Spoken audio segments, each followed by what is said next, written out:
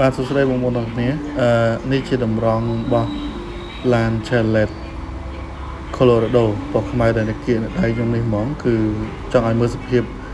តម្រងតិចគឺខ្មៅទាំងអស់ហ្មងតម្រងពីរខ្មៅហើយជាគាត់ធ្លាប់ដូរអាហ្នឹងយើងត្រូវសដូចសាច់ខាងក្នុងខ្ញុំចុចឃើញវាសអញ្ចឹងណាតែនេះអត់ទេគឺខ្មៅទាំងអស់ហ្មងទាំងពីរហ្នឹងគឺខ្មៅដូចជាអត់ដែរដូរអញ្ចឹងបងប្អូនដែលប្រើប្រាស់ឡានពាក់ព័ន្ធមួយឡានមិនសុទ្ធជាពិសេសដូចជាឡាននេះផ្ទាល់ Chalet Colorado នេះអាចយកមកឆែកមើលតម្រងបានបើសិនជាអត់ដែរបដូរណាហើយនេះគឺជាសកម្មភាពដែលជាងរបស់យើងគាត់ធ្វើការតេស្តប៊ិចបន្ថែមដោយសារតែយើងឆែកមើលតម្រងទៅវាខ្មៅខ្លាំងពេកអញ្ចឹងទៅយើងធ្វើការដោះប៊ិចតេស្តមើលតែស្ដែង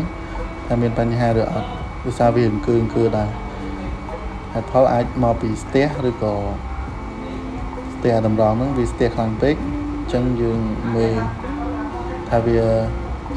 បញ្ហាឬអត់អញ្ចឹងជាងធ្វើការដោះហើយអញ្ចឹងបងប្អូនមានតម្រូវការអាចមករក AK បានអរគុណ